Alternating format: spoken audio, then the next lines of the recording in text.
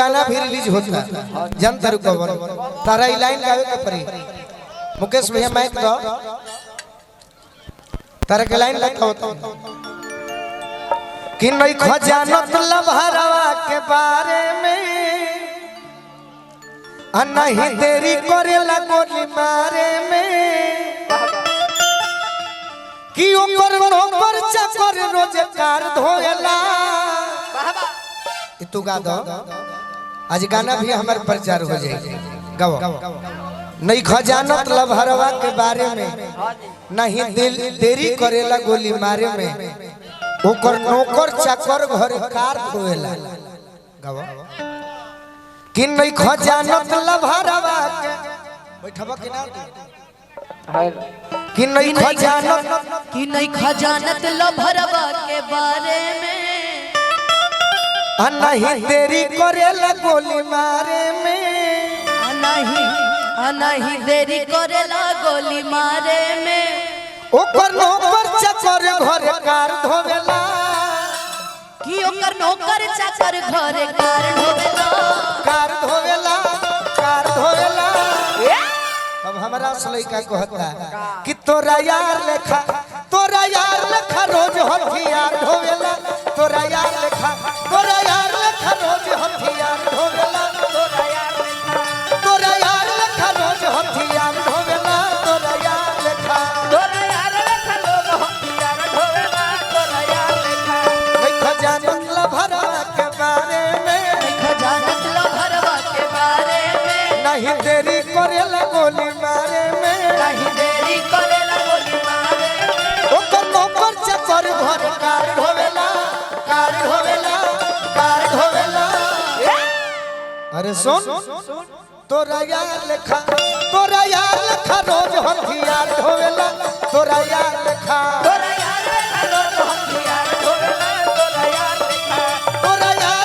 गोरी हथियार धोवेला तोरा यार लेखा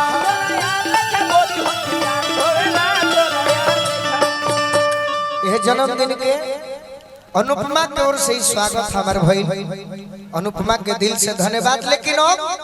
हम चाहता नहीं कि जौना खाती हमने क्या बनी जा वही रंग में ढल जा। लेकिन एक गीत तो होना चाहिए ना कि जुग जुग जिया सुलाला भाग जागल हो जुग जुग जिया सुलाला भवनवा के भाग जागल हो कुलवा के दीपक मनवा में लागल हो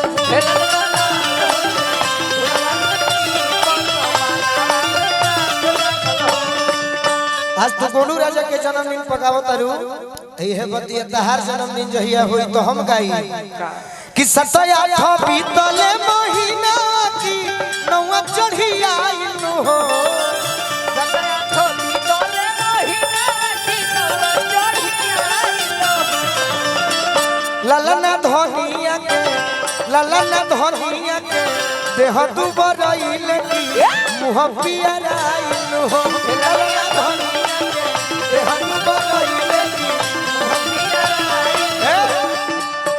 अपना गीत के अंतर गाओ जवाब लो कि आज के दिनवा सुहावन हर रतिया लुभावन हो देहिया तो भइल बिया भरिया अरे बहरिया न निकलेली हो ललना दीदिया के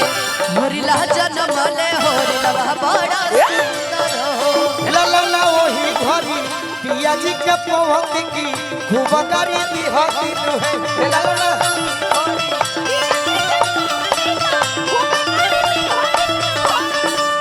नकिया तो हवे जैसे बाबूजी के अखिया हमाई के हो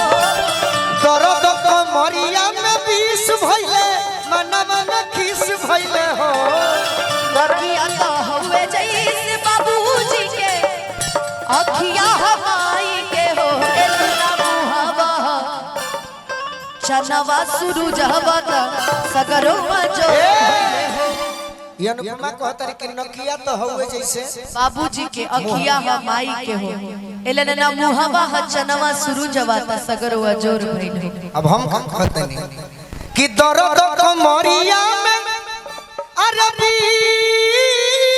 भइले मनवा में खीस भइले हो ए ललना वही घरी पिया जी के पवती की खूब गारी दी हो तीनों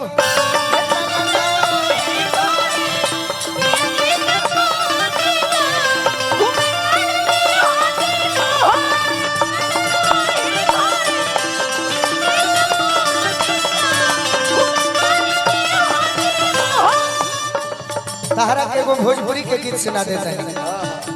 कभी कभी काम आई जब हम ना भी रहो केहू खातिर सोहर गावे को होई नो ती जरूर गई हजम जाई एक मोरिया धई के गाओ ए मुनवा के खावा एक मोरिया धई के गाओ ए मुनवा आम के बोलावे नी तया नहीं आवेली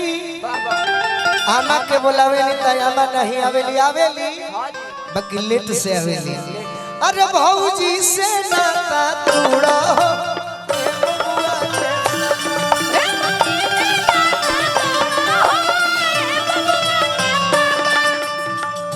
तू अपना भौजाई के का हो गोतिन हो गोतिन के बोलावे नी तो गोतिन नहीं आवेली